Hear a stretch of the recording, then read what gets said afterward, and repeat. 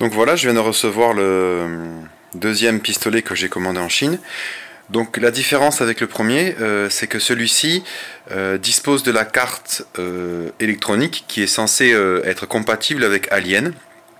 Donc à quoi est-ce qu'on reconnaît que le pistolet dispose de cette carte? C'est en fait simplement parce que si on regarde ici en bas du flingue, on voit que déjà on a un connecteur USB, ce qui n'était pas le cas sur le premier pistolet qui sortait sur des connecteurs qui étaient tout à fait différents de ça. Donc je l'ai branché sur l'ordinateur que j'ai programmé pour l'Aliens et qui contient le jeu. Je l'ai branché en USB à l'arrière comme vous voyez ici. Je n'ai pas alimenté pour l'instant la broche qui est là. Cette broche qui est ici en fait, d'après la documentation constructeur, permet d'alimenter en 12 volts et en 24 volts le pistolet. Le 12 volts servant pour les LED du barillet, enfin du canon qui sont ici. Et le 24 volts sert lui pour le recoil de la bobine. Donc pour l'instant je n'ai pas branché ça, le but n'est pas de vérifier ça pour l'instant, on va d'abord se concentrer ici sur la détection du pistolet par Windows et sur le fonctionnement de l'afficheur à l'arrière ici. Donc effectivement, dès qu'on branche le pistolet sur Windows, il est automatiquement détecté comme étant un périphérique HID. Je me suis un peu renseigné sur les périphériques HID parce que j'y connaissais pas grand chose. En fait, c'est des périphériques qui ont la particularité de fonctionner sans pilote et d'être en fait assez malléables. On peut facilement modifier les informations qui passent sur le port USB grâce à cette classe HID.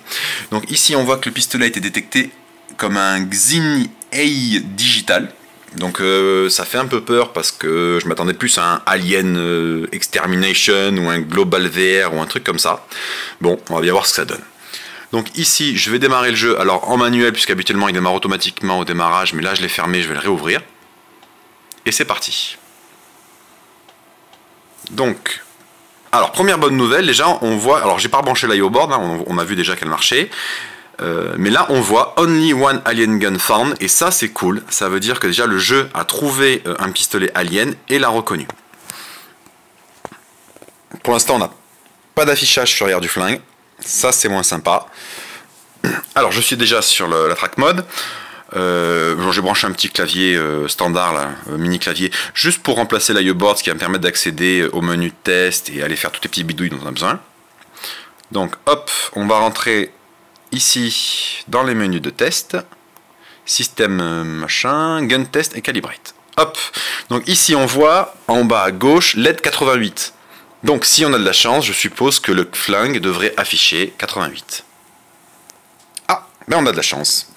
Donc on peut voir ensuite presse grenade to cycle one LED. Donc on va tirer avec les grenades. Effectivement, on arrive à changer de valeur et il faut appuyer sur les flammes pour faire cycler les dizaines. Donc on va faire pareil pour les dizaines. Bon, donc c'est une très bonne nouvelle. Le pistolet est détecté. Alors est-ce qu'il fonctionne? Oui, on voit qu'il fonctionne. Alors apparemment, j'ai un petit souci d'axe inversé. Mais ça c'est rien du tout, il suffit d'inverser les fils sur le potentiomètre pour tout remettre dans le bon ordre, c'est vraiment pas un problème. Au niveau du déplacement mécanique, c'est exactement la même chose d'un point de vue mécanique que ce que j'avais sur le premier pistolet, donc là-dessus pas de différence. Donc voilà, la grosse différence c'est vraiment la carte électronique de gestion qui est dedans, qui est une copie de la carte officielle. Pour rappel, la carte officielle chez Global VR vaut 160 €, sachant que là, le pistolet complet, je l'ai payé 140 € avec les frais de port.